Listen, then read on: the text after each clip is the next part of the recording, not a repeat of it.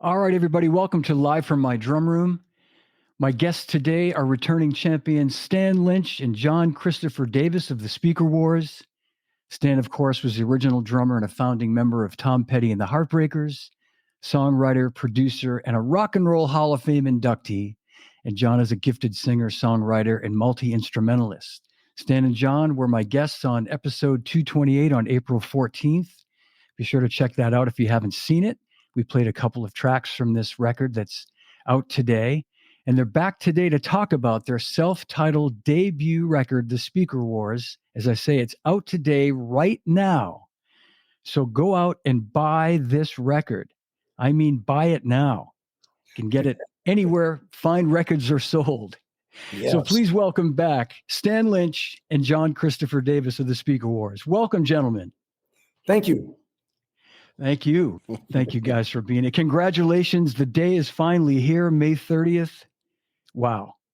Couple of yeah, I know. It's many years in the making. Couple of quick announcements that I didn't mention while we were off the air because I want to kind of sandbag my old friend Stan a little bit. Belated happy birthday to my good buddy. Celebrated a big birthday last week. So happy birthday, Stan. I got to do it on the phone the other day, but we'll do it live on the air today. Happy birthday. It happened.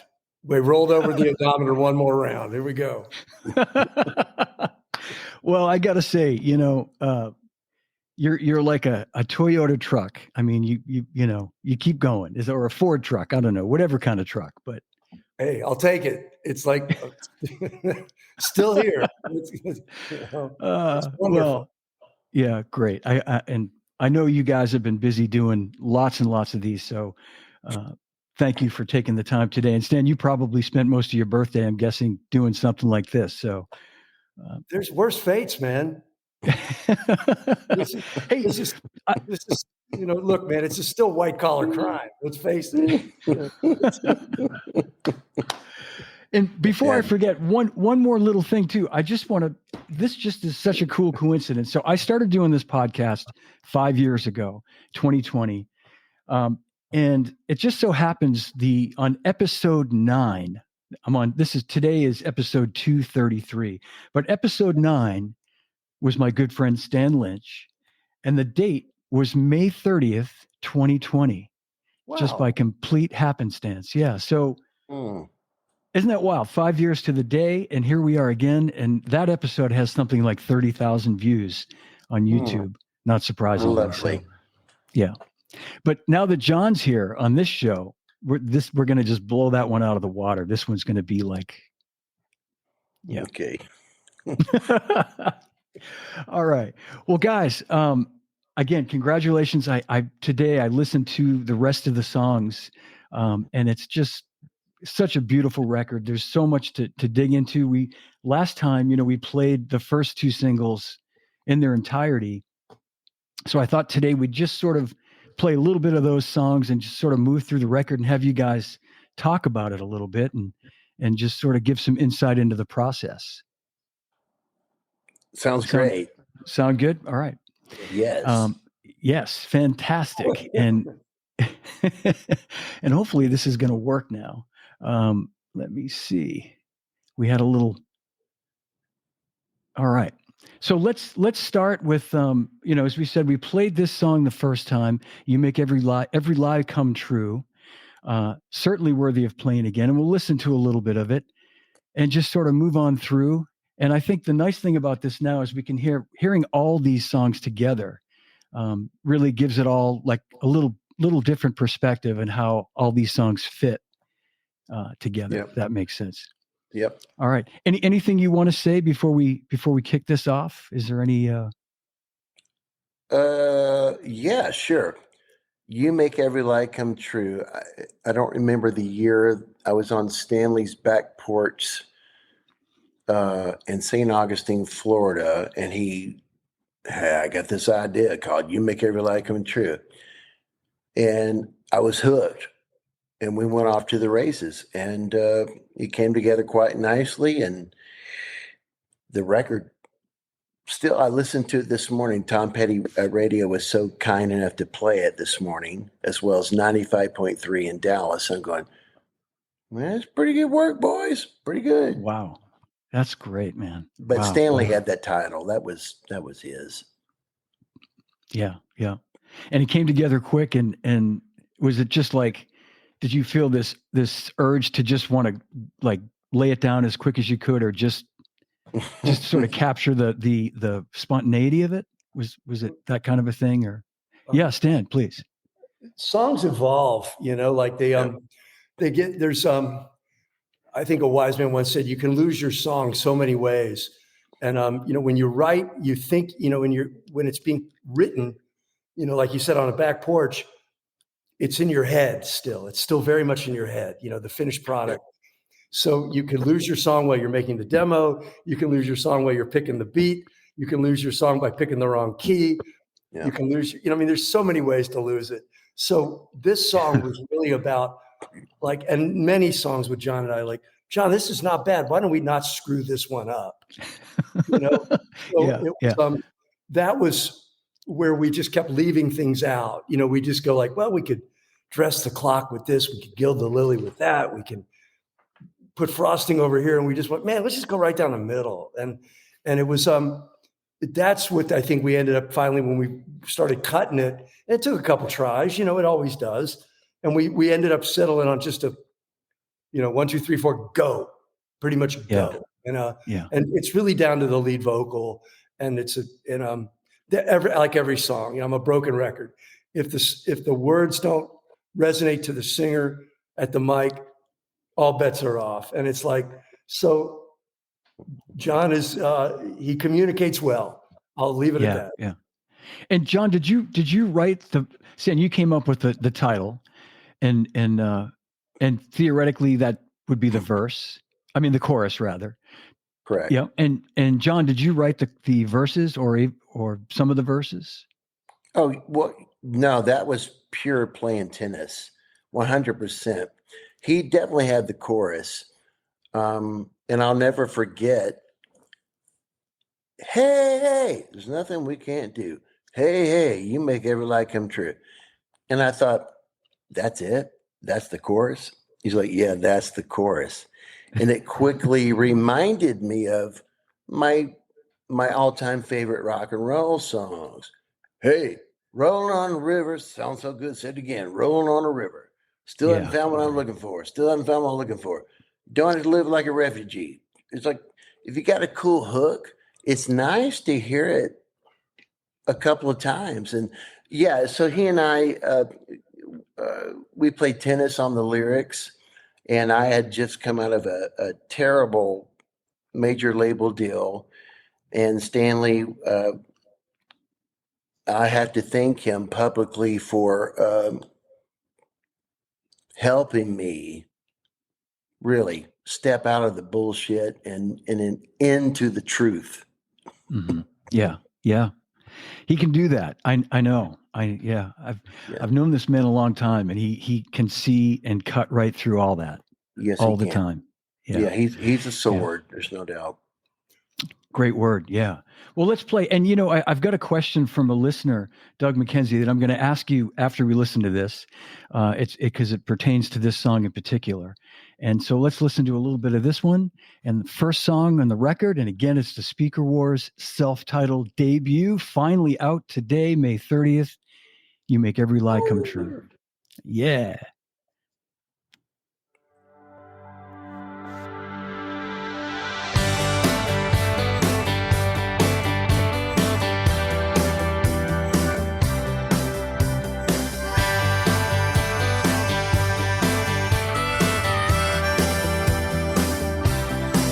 I'm gonna write like Bob Dylan. I'm gonna rock like Johnny Cash. I'm gonna stand on the Grand Ole Opry, sing my songs while the cameras flash. I'm gonna live to see 100. I'm gonna age like a fine French wine. Hey, there's nothing I can't do. Hey, you make every lie come true.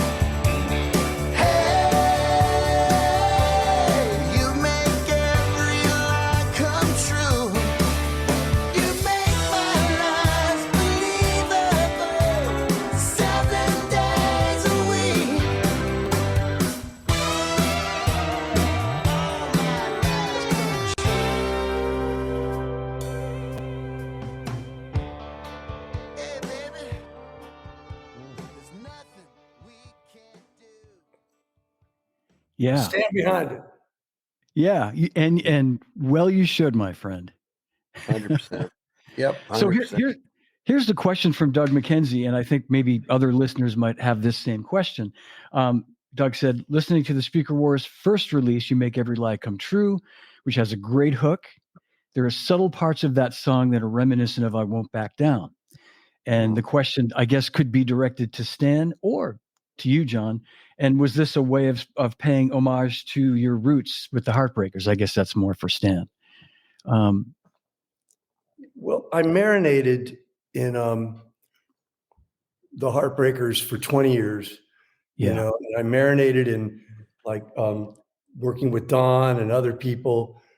So it isn't a question of whether it's homage or a tribute. It's how I hear music now. It's like that's all I got. It's it's not that I don't have a choice. You know, I just it's baked into your DNA, so to speak. I mean, this is. I don't think there's any conscious effort to anything I do anymore. I mean, literally, a plan is hysterical to me. Like I just laugh my ass off. People say, "Did you plan to do this or plan to do that?" It's like, you know, that old joke about, you know, man plans and God laughs. It's like, so it's just everything is. Does it feel good? Are we having fun? Does it keep me in the room? Does it keep John in the room? I'm going to do that until it turns into punishment because I'm OCD and that's what I do. Yeah. No, great answer.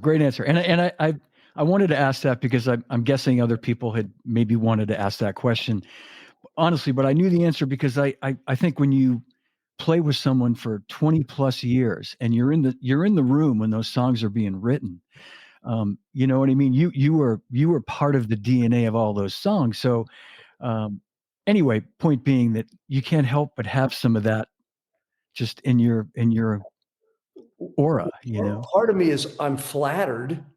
You know what I mean? Yeah. It's like, oh God, I'd hate to have a hit like that. You know, I mean, like that would be a real drag if the song was that good. You know, I mean, oh man, forgive me. But there's another part of me, you know, and I'm being rather flippant, but the truth is, this is all I can do. I mean, it's not like I'm never going to write another Chopin etude. You know, I'm not going to write a Supertramp classic. You know, it's like I enjoy writing little rock songs with guys that want to play rock and roll, or in John's case, he'll come in and infect the room with a gospel vibe, or he'll say like, look, man, I got to get this out. I got to get this off my chest. And sometimes songwriting is therapy, and a lot of stuff hits the floor because we go like too personal. You know, you don't want to share that. That's like, you know, you don't really want to share every birthday of your kid with the world, or, you know, but there's certain things that you go, these feel universal and they're cleansing. And I want the world to know this. And especially with John, like when he's singing, I'll go like, I want the world to get to know you. I want them to know something about you they didn't know before you opened your mouth. And with this song, it's like, hey, he's a consummate BSer until the right girl comes along and makes it all work for him. And it's like, that's cool. I like that about this guy. Then generally work on that filter. We'll say like, John will say that all the time. He goes, ooh, I like this guy. And what he's referring to is the words. Goes, yeah. I want to hang out with this dude. Yeah. That's great. That's some great insight. Well, we'll keep moving on down through the song list. And of course, the next song is It Ain't Easy, which we listened to last time. And we'll play a little bit of that and get some more perspective. Here we go. Track 2.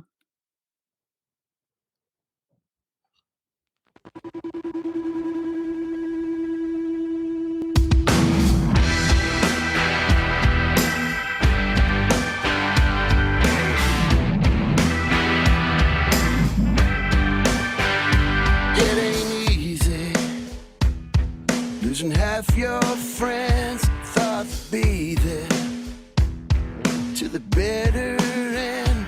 It ain't easy. This growing old, a young man runs when the truth gets told.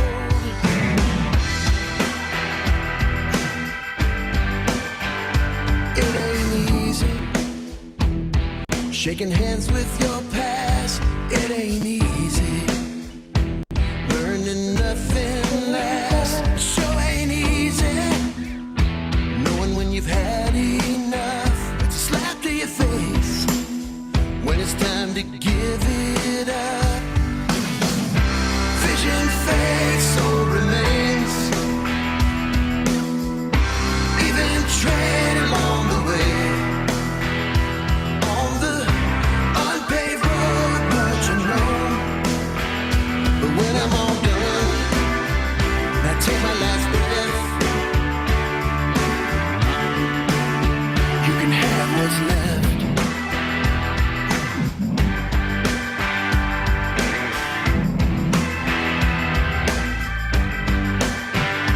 It ain't easy to get a good night's sleep. It ain't easy. That song has just so much attitude. I mean, that's the only way I can kind of describe it, you know. And I was trying to come up with little words next to each song, and yeah. And John, your vocal in that in all these songs, but it's just it gives it so much attitude. Well, you're very kind, but you got to keep in mind, I'm in the room with a Rock and Roll Hall of Famer, so it's kind of he ups my game. Yeah, I dig it. Yeah, I can see that. Yeah, and you know, in all seriousness too, I got to think that influence is a big part of it. Yeah, it really kind of makes you really want to go for it. 100%. Yeah, Look, man, anyone who knows me, like the bookends are Stanley's old band, certainly Don and the Eagles, and the fact that I got to land in this perfect sandwich as the ham in between the wheat bread is amazing. So I'm like, are you kidding me? This is pretty, it's nice. I'm very grateful. Great. I want to read a comment from Teddy Swift, who said John Christopher Davis's voice is so soulful. Yeah, absolutely. Yeah. And Thank you, Teddy. Yeah, Very kind. fantastic.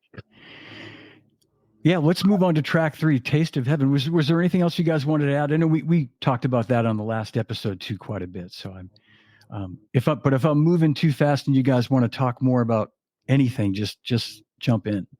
No, man. All right. Let 'em rip. Good. Yep. All right. We're moving along here. Yeah. Taste of Heaven, track 3. Mm-hmm.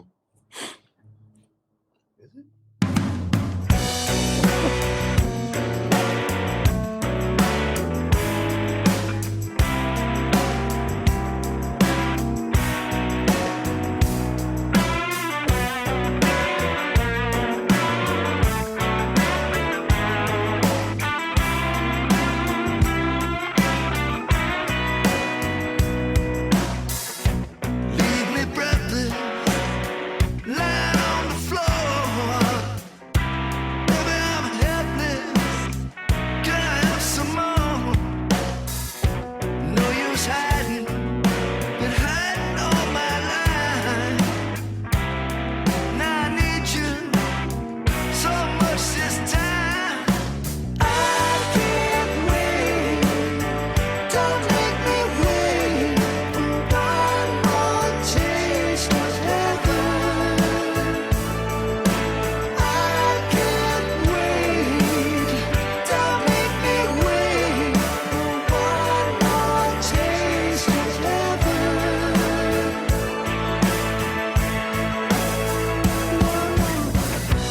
I'm still shaking from when you left.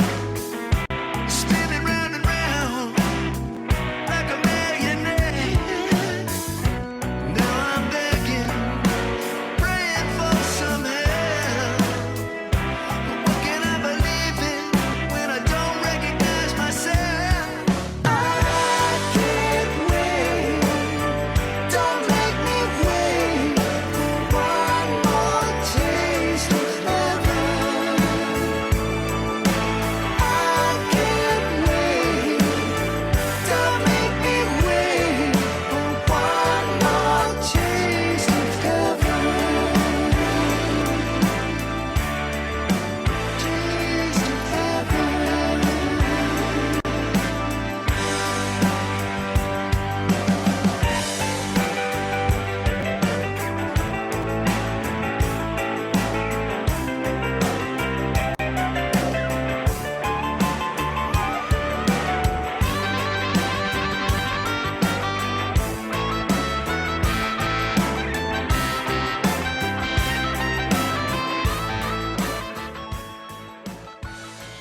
I had to keep a little bit of that instrumental section in there. Fabulous. Thank you, Jay Brown. Fabulous. Man, that's the keyboard player? Yeah. Wow. Jay Brown, Yeah. just he's so good. Come on. Yeah. And he's your live, he's the guy that's in the live band too. Yeah. Oh, 100%. Yeah, he's all over the album. He's the only keyboard player on the album. Okay. I mean, Stanley and I may have touched it for a minute, but no, that's Jay Ellis Brown, and props to him. Jay, I love you. I hope you're hearing us, and God bless you. What a joy to have you in the band. Yeah. Beautiful player. I think you mentioned Stan played some B3 on one of the singles, right? Maybe. We talked about Ben Montench. But John said Jay is the only keyboard player. we have a keyboard impersonators or keyboard adjacent, like in me and John, like we stand next to keyboard players. But that's true. That is true. Well, you guys, I hear what you're saying, and that's some beautiful playing right there. It's just good, man. Yeah. And again, that groove, Stan, that's this is the drummer in me talking, of course, but anybody listening to that is just doing this. Like if you're not moving your body listening to that song, then check your pulse, because that's serious right there. I have a very narrow lane, John, but it's like but I know it well. It's like, it's I can do a pretty good impersonation of me anytime, and that's what I got. So it's really the record. It's a celebration of limitations, It's it's like that's what we do, and so we and we you're always learning as a band too. Like, I mean, I'm not kidding when I tell you that the next record will be better. The live gigs will be better than this record, and already the cats in the band are so funny in rehearsal. And John definitely like, man, I could have done that better. And I'm thinking, man, there ain't a record I've made where I haven't said that, 6 months in later gone, what? Oh man, so that's part of just growing and enjoying and letting go and moving forward. So I'm just hoping that we get enough traction, for lack of a better term, where we can just keep doing this, because we're about to get good. And you guys have songs? Do you have some songs in the can already for the next record? Is it pretty far along? I figured, We wrote a lot of songs during COVID, and that's what John and I really enjoy. That part of that's a hat we love to wear, and it's like it comes distinctly away from even being in the band. We just write a song, and then we decide, like, is that for the Speaker Wars? Is that for somebody else, or is that one we just had to get off our chest? And so we've got a barrel full of material, and it was curated by Mike Pasterzi, who became into as our exec, and said, here's the album, here's what I want you guys to consider as your first record. And of course, John and I, we fought a little bit about it, but that's a strong word. We lobbied for what we thought our personal favorites were. Sure. And we actually gave Mike the final vote, which is, that's kind of what you have to do at some point when you're in a group. If you want to do it your way, it's called a solo record, go make one. And it's, and if you want to be in a band and you want to collaborate, at some point you have to be willing to give up something that, like, oh man, I can't believe we gave up that song, and why are we going with that one? And it's funny because some of the songs that I would have never picked are actually, getting a little emphasis. And I'm going, thank God I didn't pick that one, thank God I would have jumped that, Do you find that, and both of you guys, I mean, having done this for so long, that it's a case of like you're maybe just too close to certain songs to where, not that you won't be objective, but like you say, bringing like the executive producer in to kind of have a more sort of clean slate approach, more, less, I guess, less partial to any particular thing, where he can just sort of listen to it objectively and go, guys, this is what you really want to go toward. I mean, yes. I want to echo Stanley's words regarding Mike Pasterzi. I'm not sure this album would be coming out today without Mike Pisturzi, because Stanley and I, look, man, we're Bronc and Mustangs, man. We just do our thing, but you need someone to kind of reel you in and go, hey, gentlemen, I think this is your best foot forward. And I thought Pisturzi, God bless you, Mike Pisturzi, if you're listening, for helping us like weed it down. Because come on, man, like Stanley and I, we birthed a lot of pups. There's a lot of pups in the litter. So how do you break it down to 10 songs? That's you just kind of need someone else to step in for a second and go. But anyway, he did a great job, and God bless you, Mike. I'm so glad you guys mentioned that. You know, that's because that's so important. Like you say, just to you got to have that steward. You know, that person that's just kind of ultimately maybe steering the ship. Yeah, he's a shepherd. He's a shepherd, and Stanley is too. We got great shepherds in this organization. Yeah, you do. You do. All right. Well, I'm gonna play another track. I'm gonna play the next track, Never Ready to Go, and then I'm gonna throw a little question in here for you guys.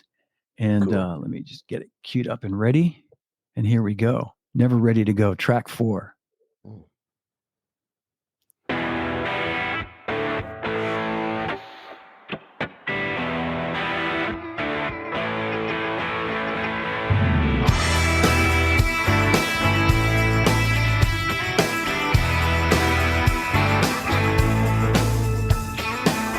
I never wanted anybody like I want you. No other lover makes me feel the way you do.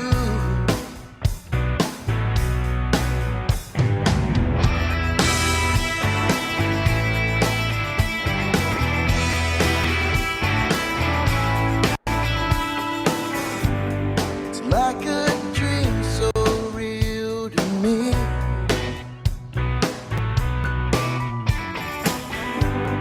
Can't wake up, I can't leave. I'm never ready to go. I'm never ready to go. Ooh, baby, when your love takes hold, I'm never ready to go.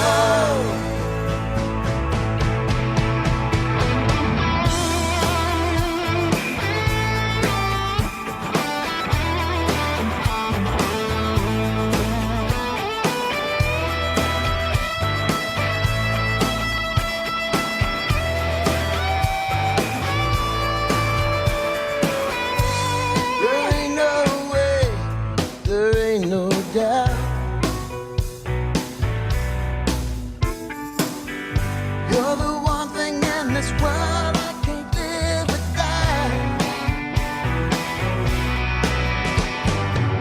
I'm never ready to go. I'm never ready to go.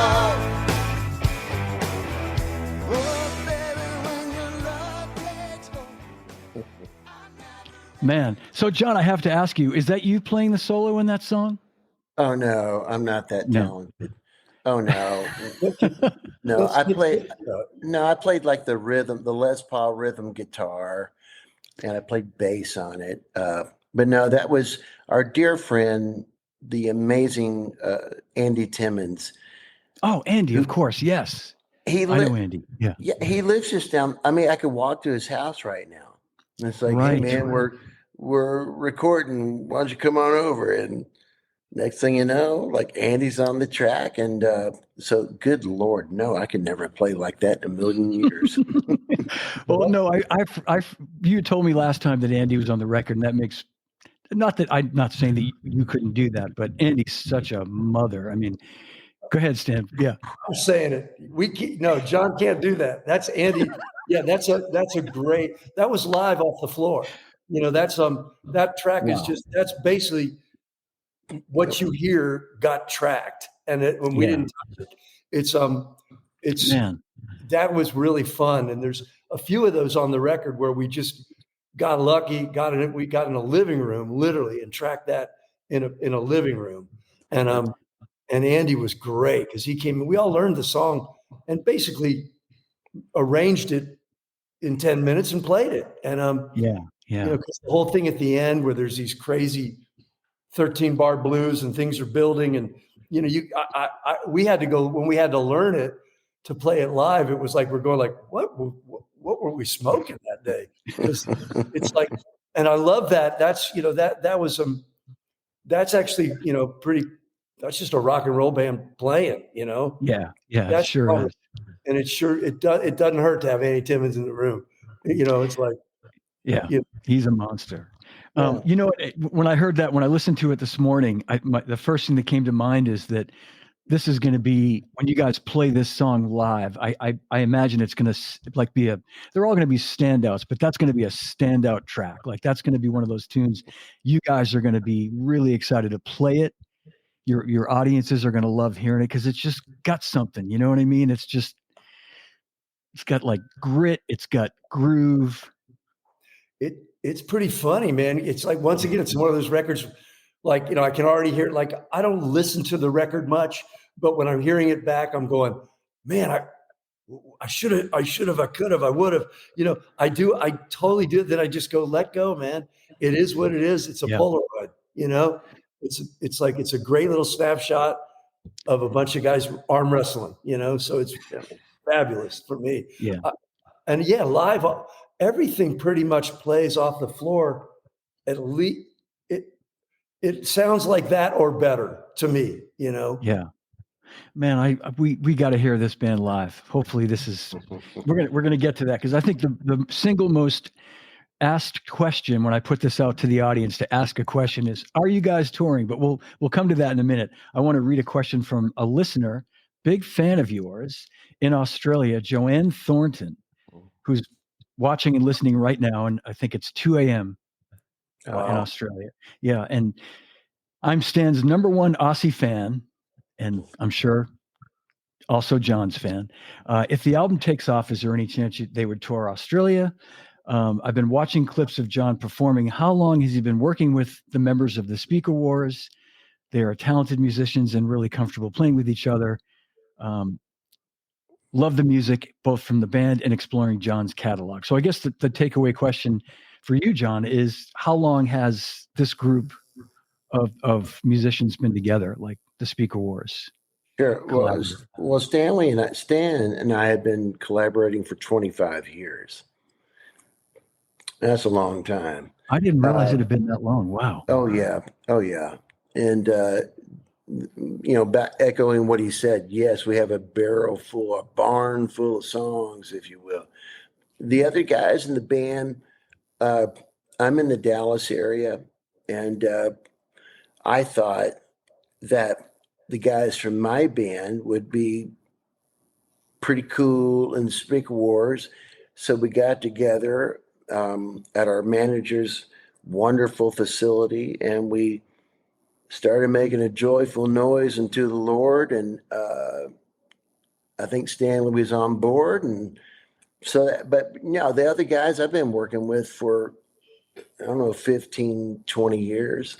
So it's a family, man. It's a gang. It's a very, very small circle. I'm a music snob. If I don't feel you, I'm out. Yeah. So we're good. We got a nice gang of very seasoned, soulful cats who grew up on the same records and love each other. We want to laugh. We want to be goofy and just go make a joyful noise together. And we can't wait to get on the road and see what people think. Yeah. Great. All right. Well, here's hoping that happens sooner than later. You know, I think I speak for everybody watching all over the world. So thank you. Yeah, absolutely. All right, I'm going to move to the next track. And I hate to say a favorite, but so far this one is just really speaks to me. The Forgiveness Tree, which was your third single, came out right after we had our last episode in April. And this is, you know, I made a note next to it. Epic. It's just John, your vocal performance on this song is just, yeah, man, off the Thank chain. you. Yeah. Thank you. Thank you very much. I think we had Stanley gave me 3 takes on that. And we weren't trying to record a record that day. We were just really recording a demo. And I'll never forget being in his beautiful studio holding a 57 mic, no popper stopper. And we put 3 takes down. He comped it and it's like, well, there it is. And that's Man. what you're hearing. Yeah, I mean, it was pretty fast and honest. Yeah. Wow. And Stan, there's some like trademark classic Stan Lynch fills in this that I love, man. I love at the end when it's really building. Well, we'll get to it, but I'm going to play this all the way through from start to finish. I think it's just it's Sweet. yeah, man, I can't find a spot where I can stop it. So thanks for being patient with me, guys. Here it comes. Here comes the Forgiveness Tree, track 5.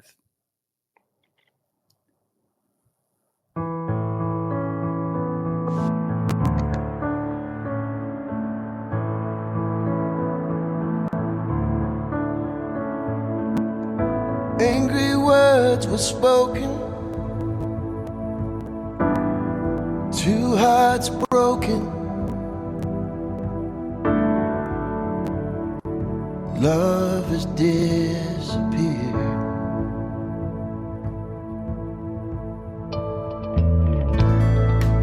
Hurt keeps going, keeps on growing. Where do we go from here?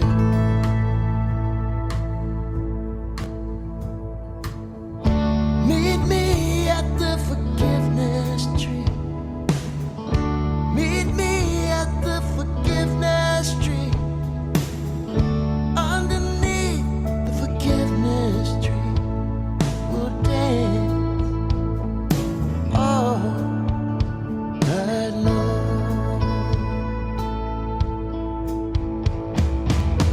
Simple act of kindness,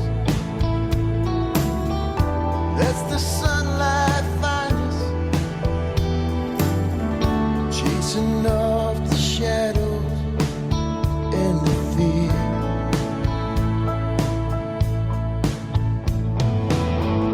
Let's don't make this harder. Put away the armor.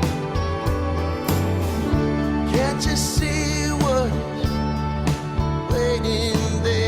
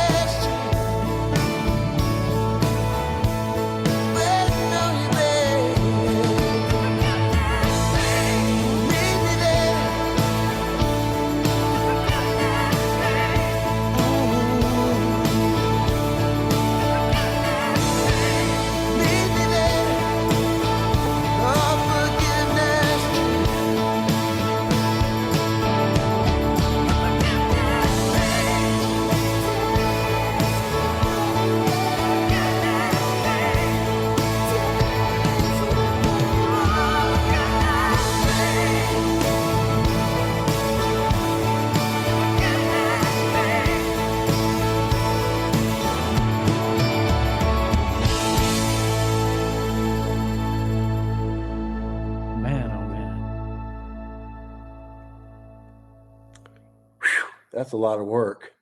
Wow. Woo! Gosh, I mean, really, that the comments, if you could see the comments, people are, I mean, I'm getting choked up.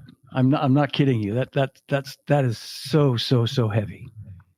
Thank you, brother.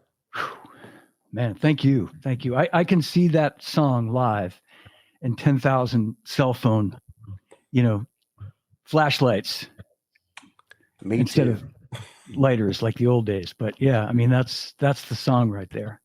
Thank Wow. you.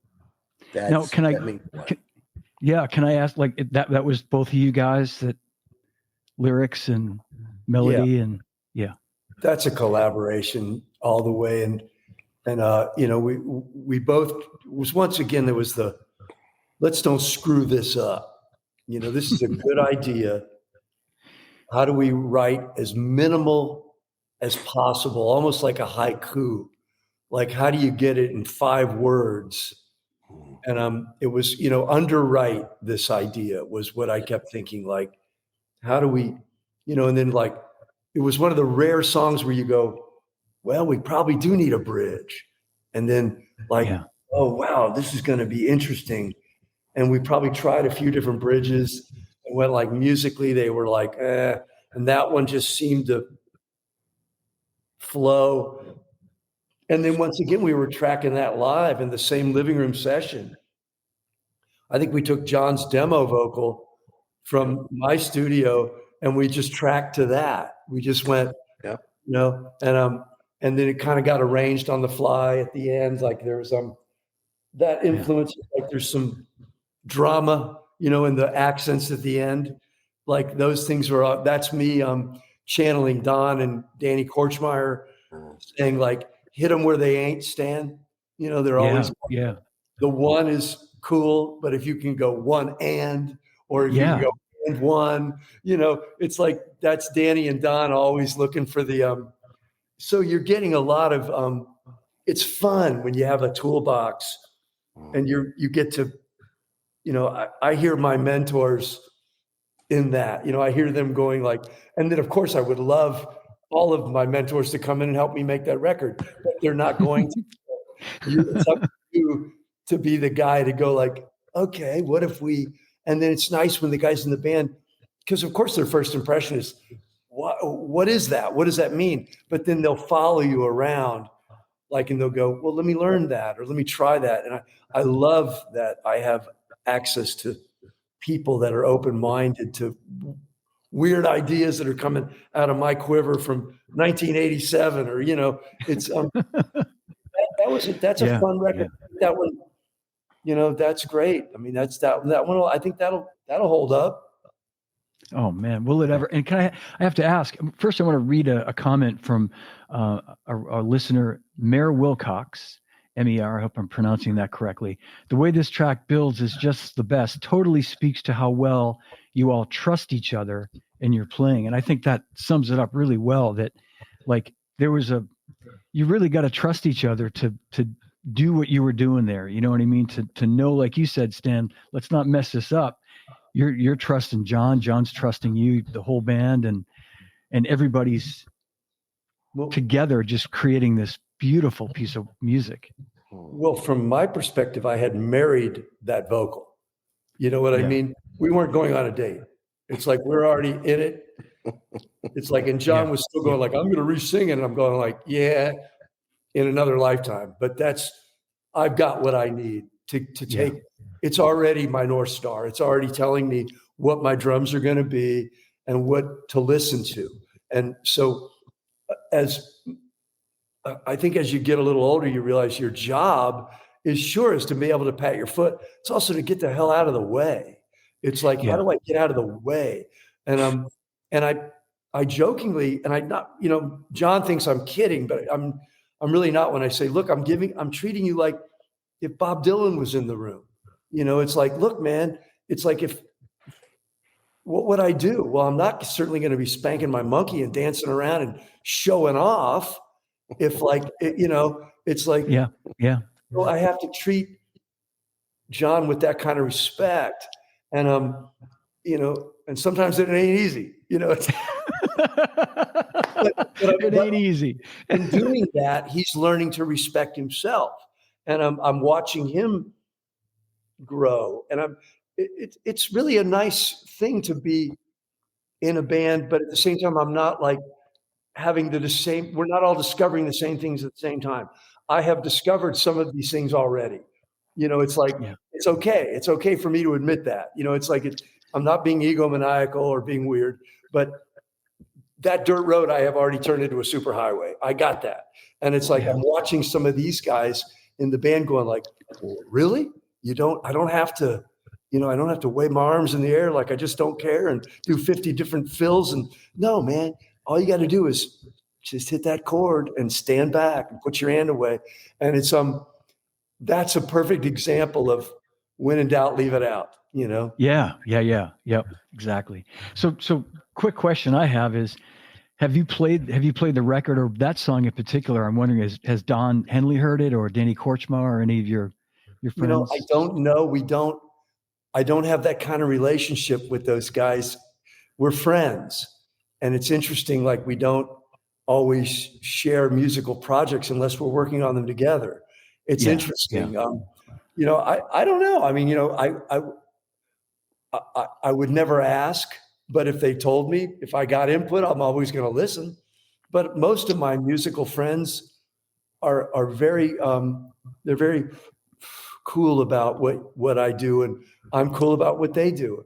And and I don't know, and everybody's very busy. So I can't imagine Don wanting to listen to much more music than having to play that, those Eagles songs for 4 hours. Yeah, I figured he's probably had enough music for a minute, I dig, but I got to think at some point it's gonna cross his airwaves. He's gonna hear it on the Tom Petty channel or on any radio channel, or he's gonna.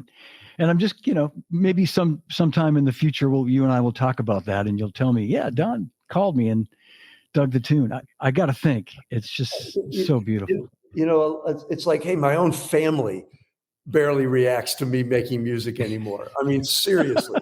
It's like, and they never did. So it's always just been like, this is what I've done since I was a little boy.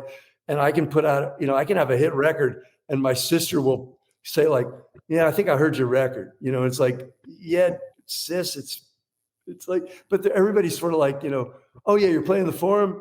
Oh, I don't think I'll go this time. It's like everybody's kind of got used to, all my friends have kind of got used to me. Yeah. I'm glad it's not just me. I've never played the Forum, but I'm glad it's like my family is just sort of like, oh, you got a gig? Yeah, great. Hey, we're got a gig tomorrow night, 5 minutes from your house. Oh, great. Have a great gig. That's their answer. I think my father's whole reaction to success was, great. I guess you're not going to be borrowing any money. It's like, it wasn't anything to do with me, like literally, hey, Dad, I'm going to the Hall of Fame. Oh yeah, I guess your career's pretty well wrapped up when they do that. I mean, that was literally. Wow. That's great. Well, I have one last question about that track, and I think I know the answer, but did you guys know when you, maybe even after John did his vocal, that you knew you had a great track? I mean, was there that feeling of like, okay, we really got something special here? Or were you not sure and you were just moving on, like you finished that, moved on to something else? Or did you take time to like reflect and go, man, this is really something special? No. I think I knew that was going to be the answer. I mean, honestly, I wouldn't finish a song unless I thought it was good. So when I hear them back, then you start to, and you get some distance. Like some of these songs we recorded a little while ago, so now I can hear them.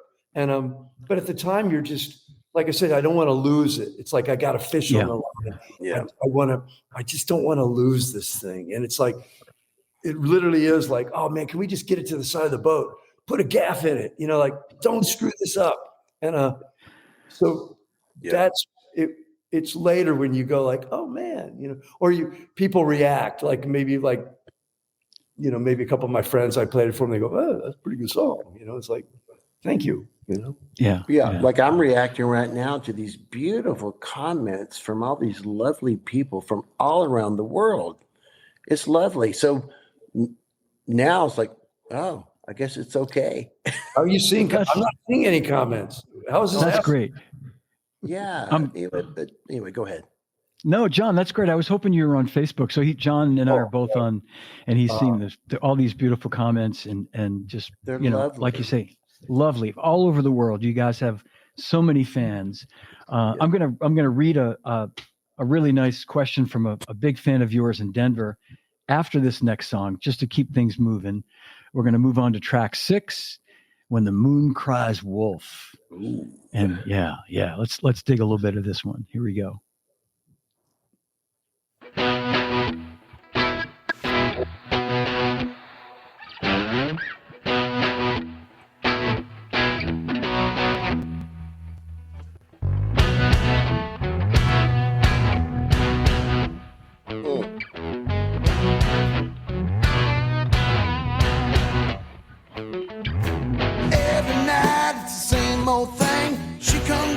In and out my dreams in the silver light, she's crystal clear. I reach for her, she's not there. I see her body in the soft moonlight, curves are plenty, high and tight.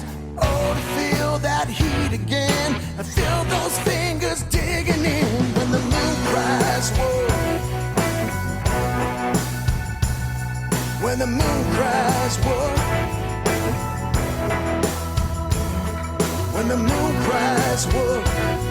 When the moon cries, whoa. Cries, whoa. Cries, whoa. Hear the howl, lose my will, learn to run, kill or be killed. Her memory takes me by the throat. She got me looking high and low. The lesson taught, but never learned. The beast moved on, you had your turn. She up and ran when the thrill was gone. Now there's no more blood to feast upon. When the moon cries, whoa. When the moon cries, whoa. When the moon cries, whoa. Cries, whoa. When the moon cries, whoa. When the moon cries, whoa. When the moon cries.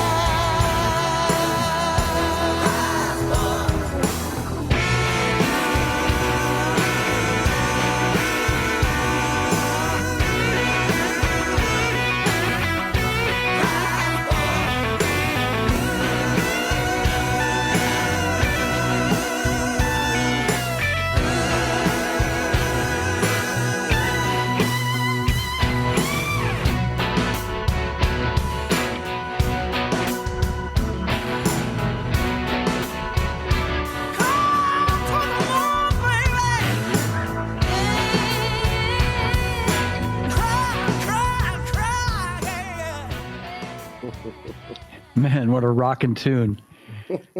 Yeah. That's fun. And now, who was that you on guitar on that one, John, or was that Andy again? No, that's all Stanley Joseph Lynch. That's Stan playing that Stanley. badass Keith Richard guitar solo? That's all Stanley. He also played the B3 and the piano on it. And, Holy shit. yeah, I mean, a lot of people don't know how great of a guitar player Stanley is. In fact, I would say I've learned more cool chords watching a drummer than I ever have with guitar players. So that's Stanley. He effing killed it, man. Absolutely. I thought maybe you guys had Keith come in and just take that solo for you. Wow, Stanley, well done, my friend. I think I got lucky. My amp was blowing up, and it's since I go to Nashville the next week. It was it was literally the sound. My amp is exploding, and it was almost funny. Like, when I heard the riff the first time, I went like, "Well, it's so crappy. I'm going to embrace it." I went like, "This is the worst guitar sound." Oh yeah, let's go with that. So but it's fun. That's a fun track. John came up with the title. He had the title, and he just said, "Man, I want to write a song, The Moon Cries Wolf." And I think it was a rainy day, and I think I just got myself in the room and went, "Let's see what that does." And then John and I were working a little bit remotely on that one, and he said, "Man, I've got a great sax player," because I wasn't hearing the sax. I didn't get that. I think I had a section of the song where it was like, I was ready to take the section out. And John was like, no, let me get my cat. And then Maylee stepped in to do some howling. And we ended up kind of realizing like, oh man, the homage we're playing to here is maybe Mad Dogs and Englishmen or something. Absolutely. Yeah. You know, like, 100%. but you didn't know you were going to go there. You just like, you go like, oh wow, if I, you know, it's once again, it's the walk that you take, that first step, you go, oh, this is, because I wasn't really sure that we were even what we were doing until John was going, oh yeah. Then he flew down and I think we kind of worked on it together. We sang it a bit and worked it around, but it's fun. I mean, I love the process, you know. Man, well, that's such a great. I'm so glad we talked about that. I did not know that was you, and just and I apologize. I cut it before we got to the sax solo and all that. But all the more, real quick, John. Also, kudos, sure, John. Yeah, kudos to Rob Jacobs. Oh yeah, right. Rob, the guy who I worked with on all the Henley stuff. Oh yeah, he's a fabulous engineer and mixer. You know, and been my co-producer for years. I think I sent him that one and said, "What do you hear?" And he goes, "Do you mind?" You know, and he unloaded a little bit on that one, which was like, "Ooh, didn't see that coming."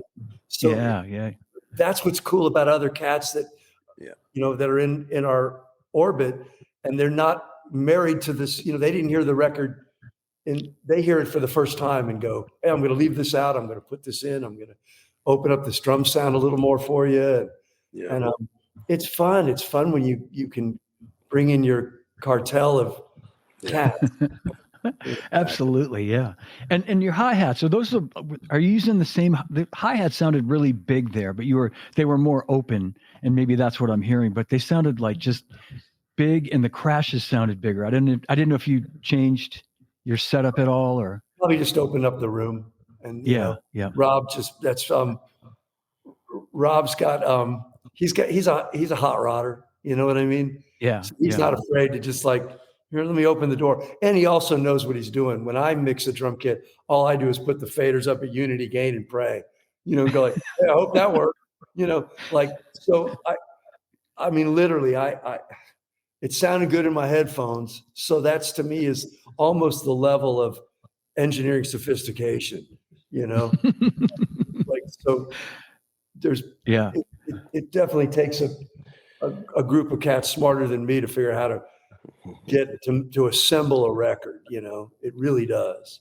Well, that had, like you say, a really wide open sound to it. Just a lot of bandwidth kind of feeling to it. Rob just opened it. You know, Rob's, him and I could make each other laugh all the time, you know, and John encouraged him, which was great. Like John was like, like, well, like, okay, guys. Oh, that's great. Well, I'm going to read this question from Janet. She's a big fan of yours, and from Denver, Janet Lovell. And she said, thanks for the opportunity of asking the guys a question. Please tell them I'm so excited for the album. Can't wait to hear it in its entirety. For both guys, which track do you feel the closest to right now, and why? It's a good question.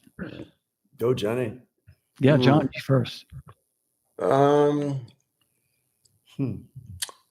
that's a tough one, because look, man, these are all our babies. But when I was hearing the Forgiveness Tree, the one that you just, the one before Wolf, that hits me, as my old buddy Rodney Krause used to say, hits me strong. Mm-hmm.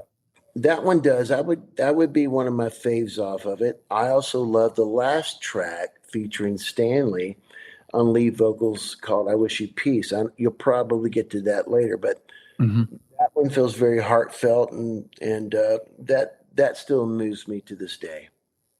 All right, great. Stan, you have a personal fave? A personal fave, or anything that really kind of resonates, speaks? It's funny. I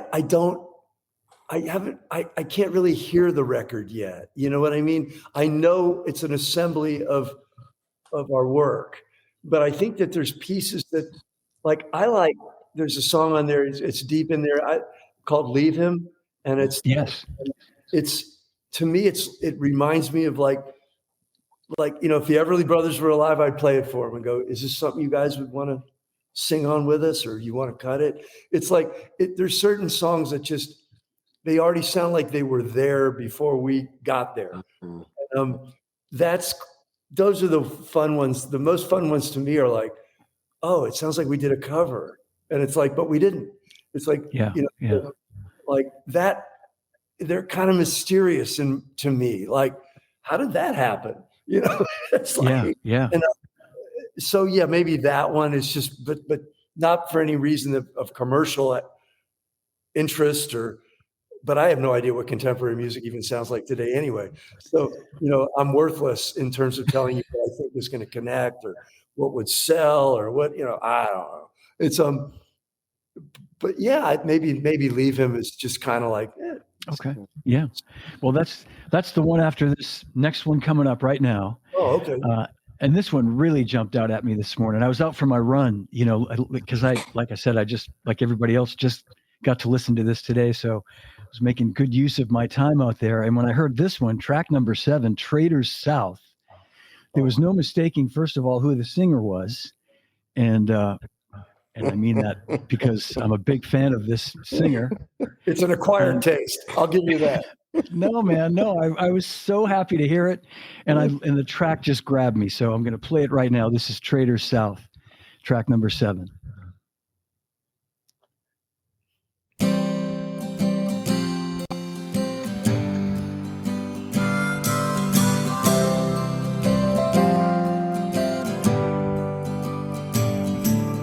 Tom was an outlaw, a criminal man. He won Trader South on a high poker hand. When his dancers needed music, that's how I came to be, working his shithole back in '73.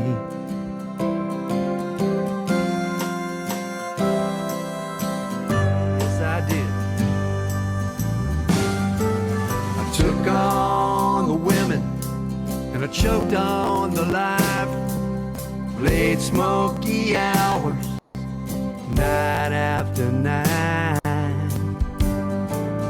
Learned to drop down at the side of the gun and blow on down Highway 441.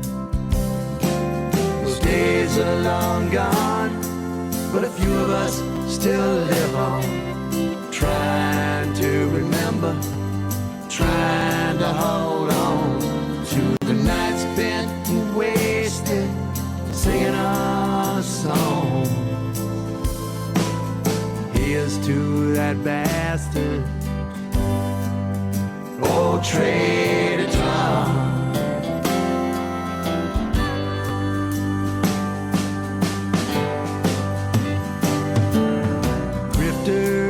And drifters, preachers and punks, handsome young cowboys, sad married drunks.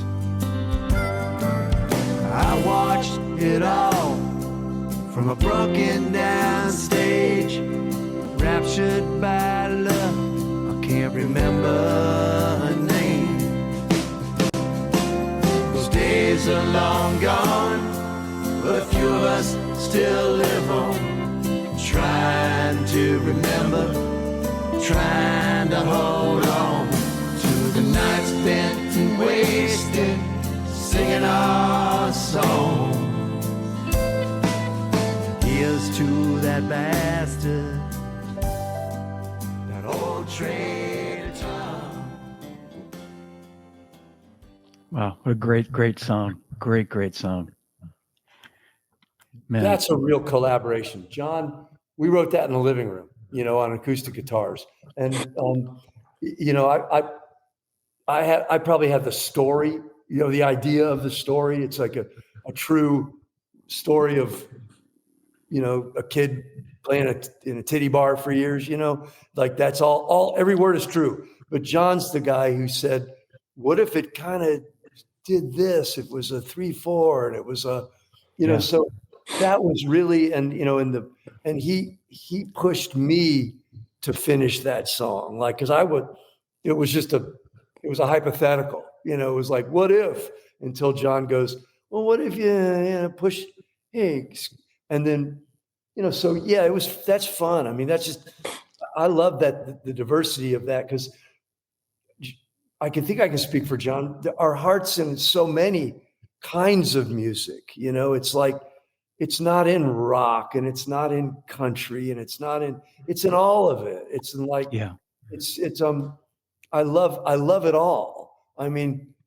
I really do. I mean, so it'd be great if if any portion of this record connects to anybody, killer. That'd be great, because it's like, we're not going to wear you out. We're not just going to go, all right, man, this is just truck driving music for 10 songs. It's like, but there could be a truck driving song in there for all we know, like sure. Next one, because we love trucks and we've been around them and we've been in them, and it's so anyway, but that was a fun one, and I was going to say, I love the waltz feel, the 3/4 feel. And you make it, it's any drummer watching this knows what I'm saying. It's no easy task to play that 3/4 feel and have it feel the way you made it feel like that. Well, it's 4/4, you're actually trying to, and that's why you have to drop a beat. And I wouldn't know how to do that if I hadn't played those couple years with Dylan. Cause it's like, it's like it's like 1, 2, 3, 4, and then then it's not occasionally, because you have to pop. It's like you trip over yourself occasionally. So but that's that, like I said, I wouldn't know how to do that unless I played all those weird songs, where you're like you're always coming and going, and that's fun, that's kind of fun. Yeah. And was it some of the lyrics sort of a metaphor for your time with Tom? I mean, like, just, I know you said it was about, when you were a kid playing in titty bars and all that, but was there some sort of, kind of, again, homage to? No, I mean, honestly, it's a complete, it's a coincidence, because TP and Tommy, the guy I was in a band with, who was, that's a different, he was never Tom to me for some reason. He was always Tommy. I was always Stanley, and it's like, so Tommy is the guy I played with. This guy was Tom Henderson, who was just man, he was Trader. It was Trader Tom. That was what we called him. And man, he had a million stories and a million worlds. He owned everything, he owned everything and nothing. And he was wild. He was just a wild guy, Yeah. Oh, that's great. That's great. All right. Well, we're getting closer here. We're going to play the song you were just talking about, Stan, Leave Him. Beautiful song. This is track number 8. And everybody's doing okay. We're making our way through here. Thank you guys for hanging there with me. Here we go. Leave Him.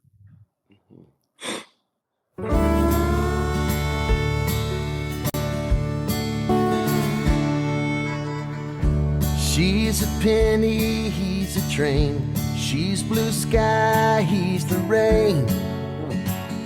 Such a shame. She's a tire, he's a nail. She's the windshield, he's the hell. He never fails to ever treat her right. I don't know why she tries. Help me solve the mystery, why someone who is sweet as she believes in, she should just leave him. Baby, you're so right for me. You're everything I'll ever need. you don't need him. Let me be the reason you leave him.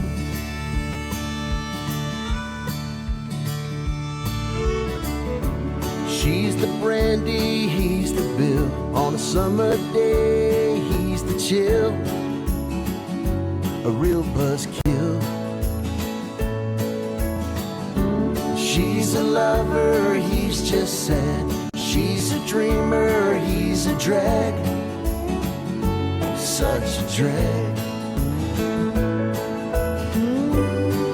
He never treats her right. He only makes her cry. Oh, help me solve the mystery. Why someone who is sweet as she believes him, she should just leave him. Baby, you're so right for me. You're everything I'll ever need. You don't need him. Let me be the reason you leave him.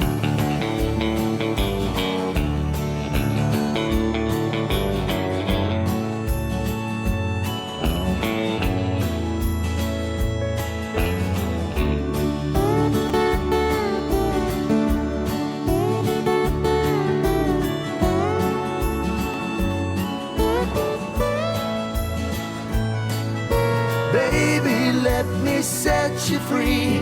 I'm the one who holds the key. You don't need him. Whoa, whoa, you don't need him. Baby, you're so right for me. You're everything I'll ever need. You don't need him. Let me be the reason you leave him. Why don't you just leave him?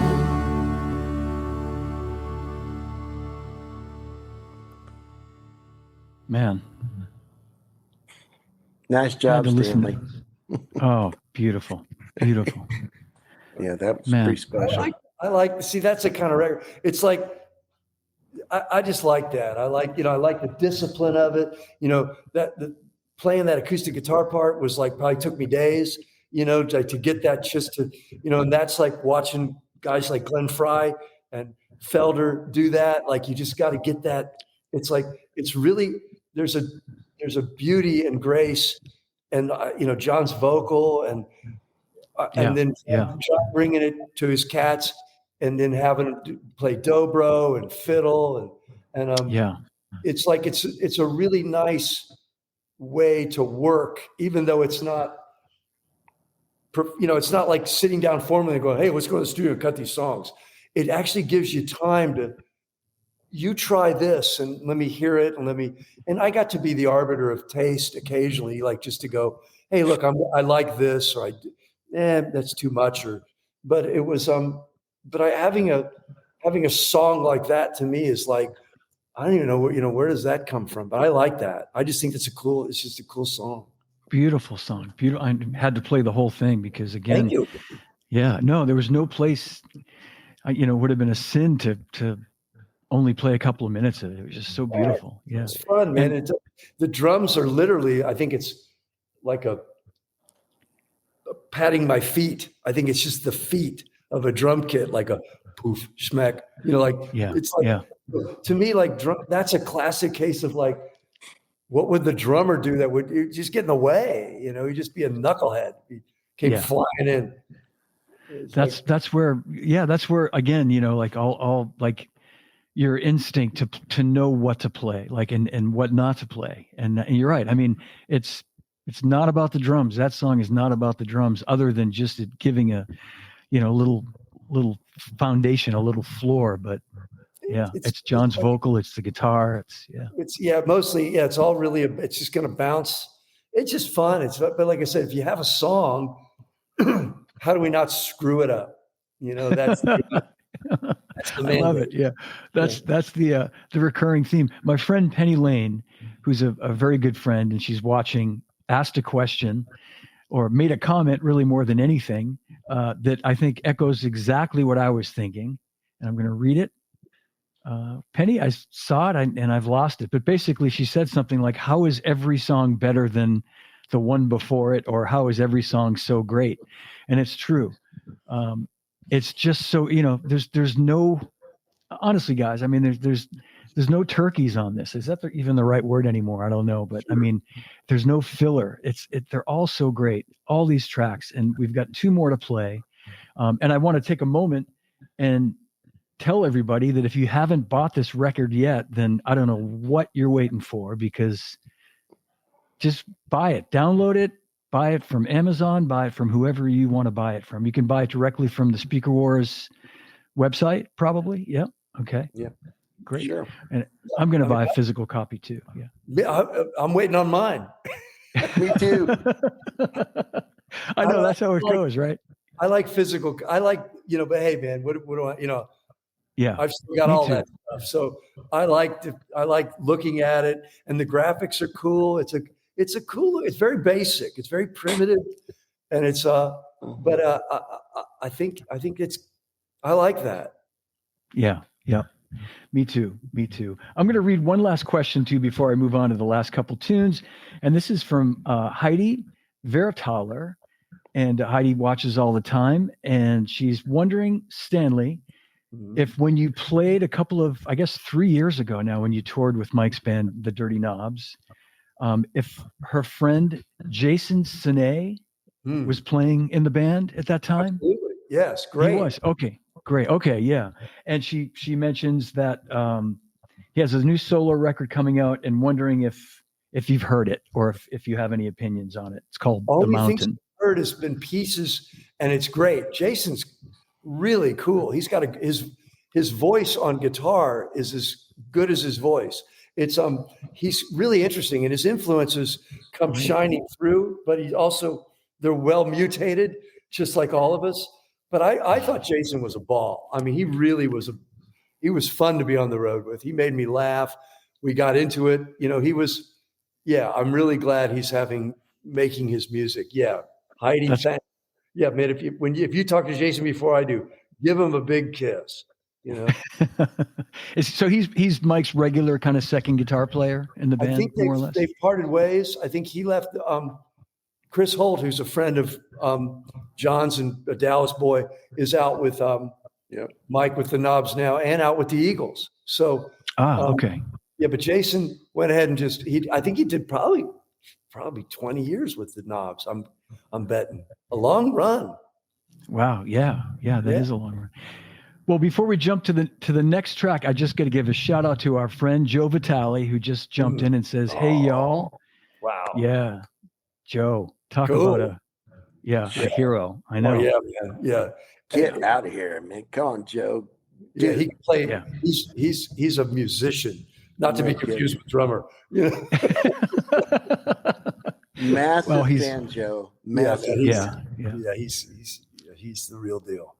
He's a musician, as are my 2 guests here today with me. So, Joe, it's great to see you, buddy. And I'm going to have you back on real soon, too. Joe's also a returning champion. So, Yeah. all right. Love him. Well, let's get to track 9, Sit With My Soul. Mm. And here we go.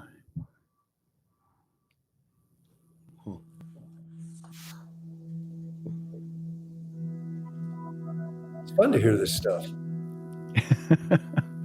Sit with my soul, come sit with my soul.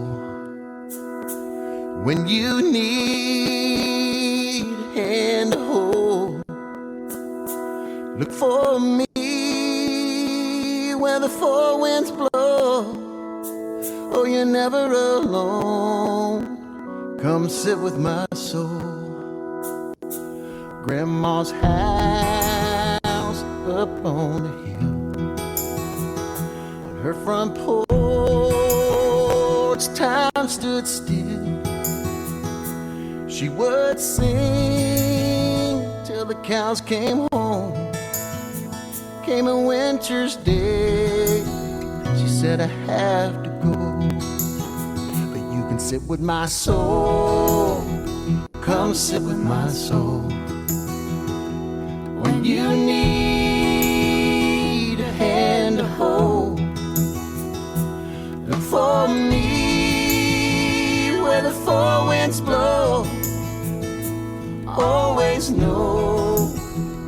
You can sit with my soul.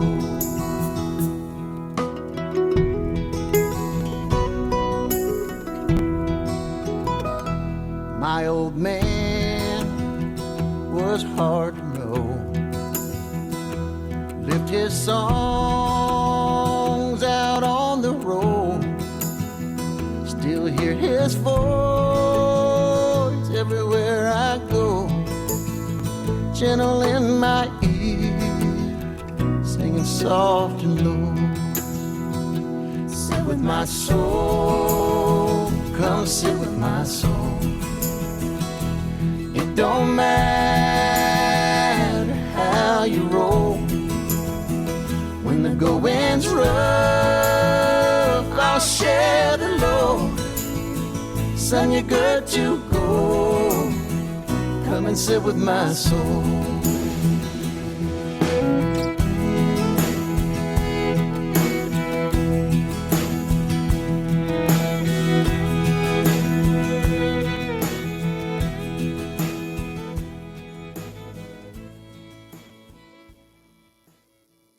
That's Milo Deering on a lot of that. All the cool, vibey Appalachian stuff he's really another Dallas guy. But I met him through Don originally when we were working on I think Cass County, and he came in and he's fun. I think he brought a lot of atmosphere to it. John. That's really that's John's baby, and that the gospel harmonies are all, that's his direction, and that's his peeps, and that really there's it's a pretty little, it's an honest little recording. There's no trickery in that, you know. But there, yeah, that was fun. I like that stuff. Yeah, me too, man. That's beautiful. I love the placement of the cross stick as in just in the verses where you're just, you know, it's just setting this mood, you know, it's just underneath it. It's a fine line. You're farting around or setting a mood. I'm not sure which one. But I would say you're setting the mood. I wouldn't call that farting around at all. No, and then when you come in with the groove, it's just takes it like to another place. Yeah. Once again, if you got a song, you just try to figure out. And it's, like there's so many great records that I grew up listening to, like, Sloop John B, where you just go like, the Beach Boys, where you go, it just keeps building and building. And it's really fun to have heard music and you go, oh, what if I have the ability now to not just go in guns blazing. You can take your time and and I learned a lot about those kind of records working on Don's record, and I wasn't afraid to try to, it was still in my head, like, that goes here and that goes here. It's sweet. It's sweet. It's nice. Yeah. Right? Hearing it back, John, thanks for playing that. Hearing it back, because I haven't heard it in a minute. I come from a long line of gospel snake handlers and hillbillies. And it makes me, like Stanley and I love the Lutheran Brothers and Appalachian kind of country music. And that one fell out pretty quickly. And listening to it back, I haven't heard it in a minute. I'm like, that's pretty nice. Pretty nice. Yeah. Very nice. Yeah. Yeah, that's there's something, I don't know. There's something, there's an elegance with that to me of just look, it's old school. I admit it. It's you got to set the Wayback Machine to like 1952 to understand that kind of music, And but I stand behind that idea that's still a holy place to go. Absolutely, yeah. And you guys play it with integrity. You really do. You're not playing it like a couple of guys that are like, you're feeling it. You know what I mean? You can hear that what you're not just covering a part. That goes back to the guy at the mic. If he don't believe it, all bets are off. We're leaving this one. Like, if and he's done it. Occasionally we'll be working on a song and he go, man, I'm just not liking this guy. And it's like, all right, that one's going to hit the trash heap. It's okay. I'm not, we were just dating anyway. You know what I mean? We weren't serious. It was just All right. lunch. You know what I mean? It was, All right. Well, we're back. We're down to the last track, I Wish You Peace, track 10. And I'm going to play this entire song because it's a short song and because it's my show and I'm going to play it, damn it. So Here we go. I Wish You Peace, track 10.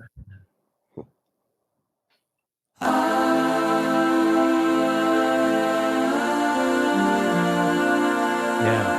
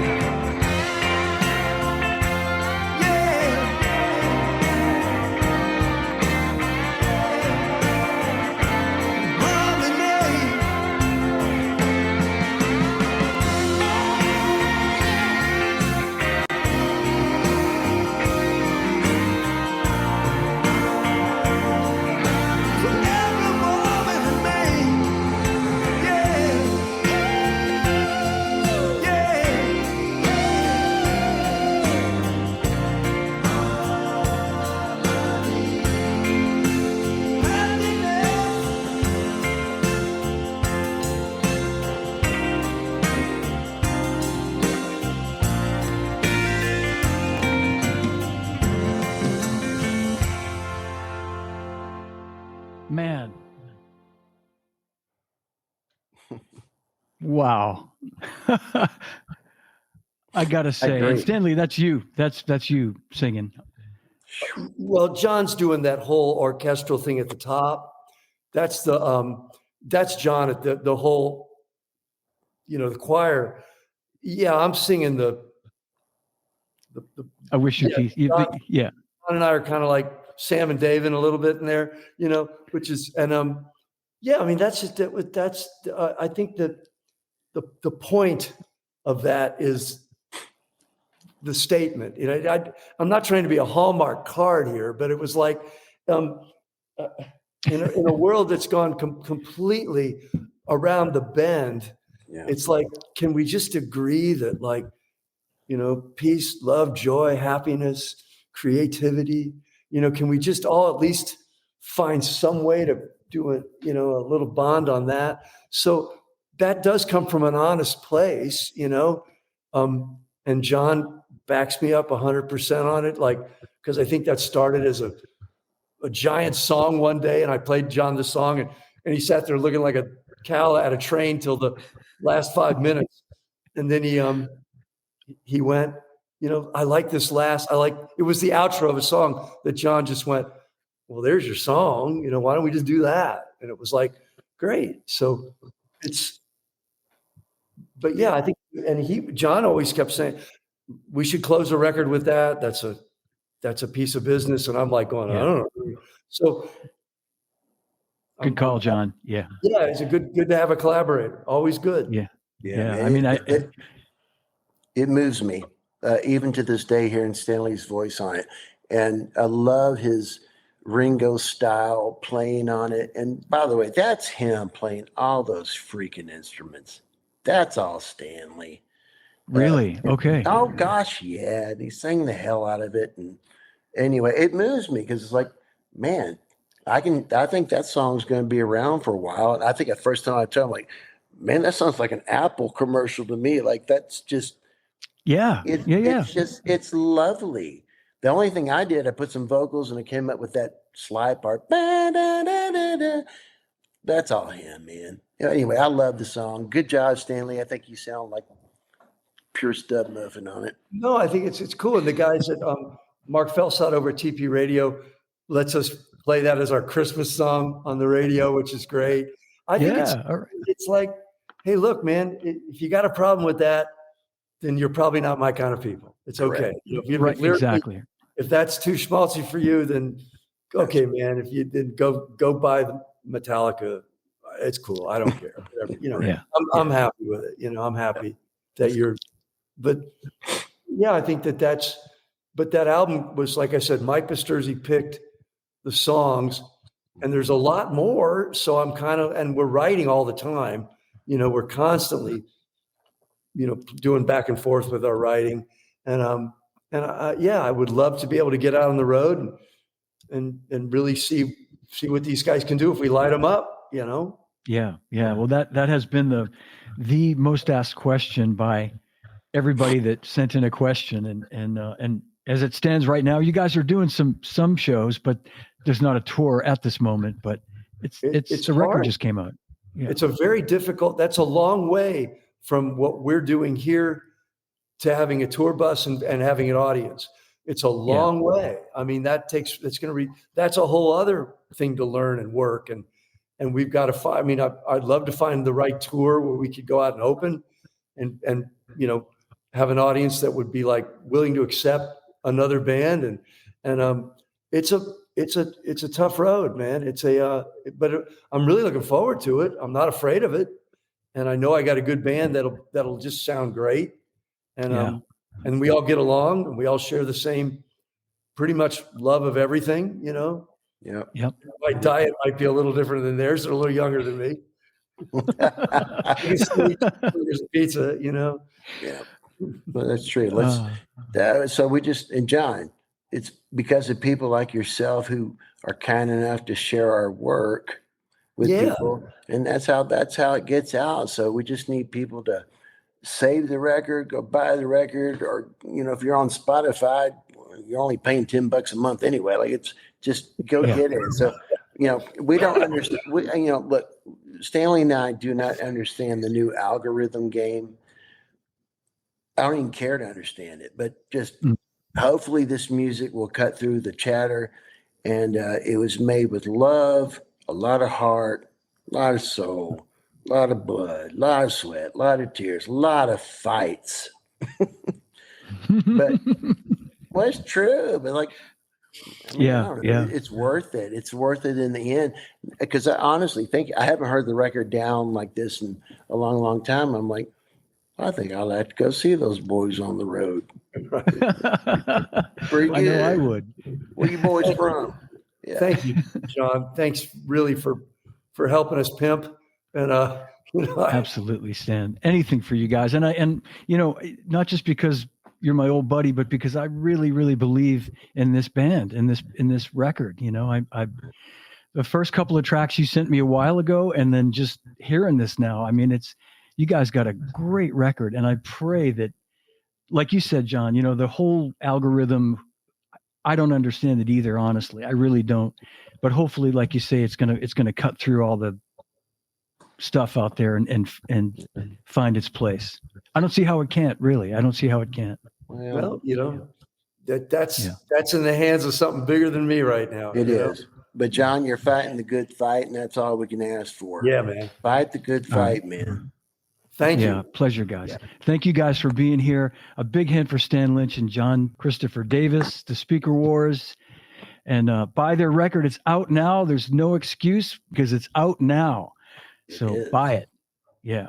All right. All Guys, hang with me for 1 second. I'll end the stream. Say goodbye to everybody. Thanks for watching and listening, everybody, all over the world. And we'll see you guys real soon. All right. That's my show. If you enjoyed it, give it a like, leave me a comment, and please subscribe to my YouTube channel. You can also download the podcast on all podcast platforms. And I'm excited to tell you that Live from My Drum Room has been ranked #1 best drum podcast for the second straight year. So thank you all for your support. I really appreciate it. And I want to invite you to check out livefrommydrumroom.com, my website, for upcoming shows and also for information on ordering Live from My Drum Room merchandise, t-shirts and hoodies. 100% of the proceeds go toward a scholarship I've created with the Percussive Arts Society. There's also information on ordering merchandise in the show notes. And you can email or text me at livefrommydrumroom@gmail.com. So remember, no drummers are harmed on any show. And drummers, when in doubt, leave it out. Thanks for watching. Thanks for listening. And I'll see you again real soon.